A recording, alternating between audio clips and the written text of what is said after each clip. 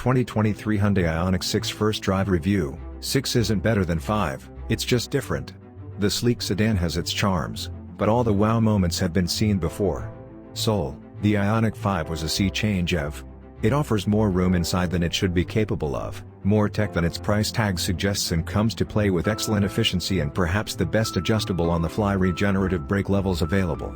Now there's the 2023 Hyundai Ioniq 6, and despite the name, or number, it isn't simply an expansion of the features that make the 5 the 5. It's another expression of what's possible with an electric powertrain and Hyundai's eGMP platform, also shared with the Kia EV6 and Genesis GV60, proving that you can take these building blocks and make a quirky yet practical crossover, or a sleek, gorgeous fastback sedan. The expectations were high given my affection for the Ioniq 5, and honestly, the 6 didn't quite impress in the same way. That isn't to say the Ioniq 6 won't have its fans. In fact, Hyundai representatives here in South Korea said that the 6 is both meant to be the aspirational model in the Ioniq lineup and that it will be priced below the 5 in the United States. For the record, the Ioniq 5 starts at $41,245 with a $1,295 destination charge, which brings up an interesting question: will a sub-$40,000 electric streamliner attract new buyers to either the Hyundai brand or electric vehicles in general? Hyundai is certainly trying innovative ways to find customers with the Ioniq 6. The company's new marketing direction includes things like virtual configurators and driving games, including ways to digitally interact with the Ioniq 6 in some corner of the metaverse. The line between the actual, real-world Ioniq 6 and the digital version is blurred and getting blurrier when it comes to paid promotions. We prefer to answer our car questions IRL, but all of the Ioniq 6's secrets could not be immediately pried open on South Korea's public roads. Constant speed trap cameras were just one factor that kept our drive to reasonable speeds. At no point during our day of driving did we see any stretches of road with a speed limit above 100 km per hour, 62 miles per hour, for example, and we're not keen on breaking driving laws in foreign countries. The good news, especially for EV drivers, is that a speed limit is not the same as an acceleration limit, so it's not like we were evaluating a static model. The Ioniq 6 is a fun car. Acceleration, as with any EV worth its salt, is excellent and reminiscent of the Ioniq 5, though obviously depends on the motor/battery combo you get, more on that below. In sport mode, the system kept noticeably torquing the steering wheel to keep the front wheels balanced and pointed straight ahead. In the more relaxed eco mode, the steering feel lightened, but you always felt the heavy battery mounted under the seats. It is an EV, after all. Thanks to their shared platform and identical power output on some trims, the fact that the Ioniq 5 and 6 offer similar driving characteristics should not have been a surprise. But somehow it was. The Ioniq 6 looks faster, and it's not like the 6 is lazy when it comes to acceleration. It can still hit 60 miles per hour in about 5 seconds with the dual-motor powertrain. Still, you notice the lack of grab hold of something acceleration more in a car that has a performance vibe like the Ioniq 6 than you do in an SUV-ish thing like the 5. The Ioniq 6 certainly has the potential to capture the imagination of new drivers thanks to its throwback fastback style, like a zero-emission Mercedes-Benz CLA for the masses.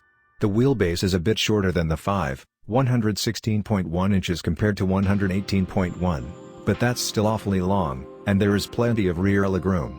Naturally, given the body style, there is not as much rear headroom in the 6, nor as much cargo space. Since the Ioniq 6 won't start production until December and won't go on sale in the United States until sometime next year, we were treated to prototype Korean spec models for our drive. Our test car was a long-range AWD model and had digital side cameras instead of the traditional mirrors that we'll get in the United States. Amazingly, it did not take too many miles to get used to the digital mirrors, and hopefully, this technology will be approved here soon. Active air flaps in the grille, a rear spoiler located high up the EV's backside, and aero wheels are just some of the ways the designers made the Ioniq 6 as slippery as possible, ending up with a drag coefficient of just 0.21. That's not quite Mercedes EQS or Tesla Model S territory, but it's close. The Ioniq 6's aerodynamic efficiency helped us average 3.85 miles per kilowatt-hour over our 136-mile drive, alternating through eco, normal and sport modes and adjusting regenerative brake levels depending on the situation. As stated, these miles were your average, normal, standard, regular miles, the kind most people will drive every day. That means our average energy usage should be what you can expect in the real world. But we should not slip too quickly past that efficiency number. Getting 3.85 miles per kilowatt-hour means that the energy cost to go 100 miles is just under 26 kilowatt-hours. Only 3 other production EVs for sale in the United States can claim that kind of efficiency, according to the EPA: the Tesla Model 3, the Lucid Air and the original Hyundai Ioniq Electric.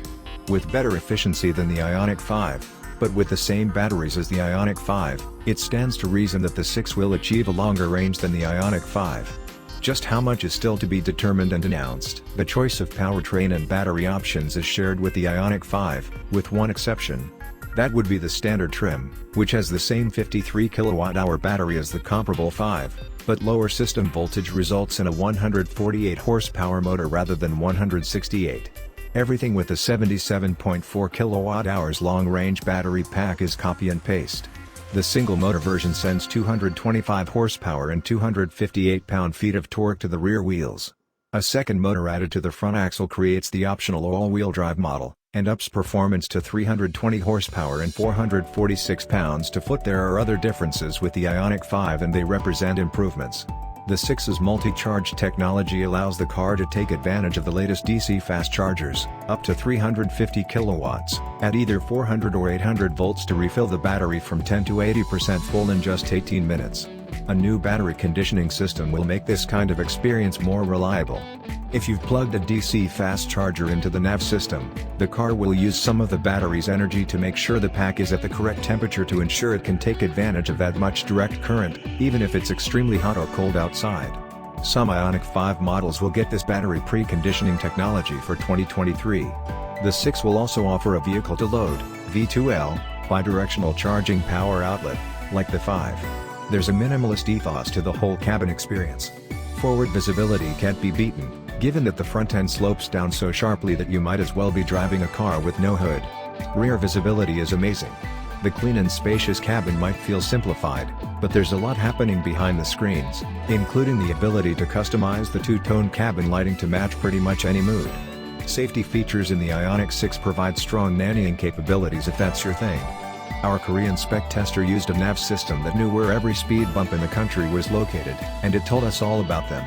Lane keeping assist can also feel overwhelming at times, but you can turn it off with a long press of a button on the steering wheel. Improvements to the safety and convenience features include better lane centering steering assistance for the Highway Driving Assist 2 adaptive cruise control system and an updated remote smart parking assist 2 system that can park the car in parking lots with painted lines that are perpendicular, parallel or diagonal. Hyundai has potential here, if it keeps the price reasonable. The Ioniq 6 is fun, but not too much fun. In the end, the Ioniq 6 is a great Hyundai EV, but it's not the game changer that the Ioniq 5 was. Despite all the wonderful touches Hyundai put into the Ioniq 6, I'd personally stick with the 5. At least until a wished-for Ioniq 6N blows my socks off someday.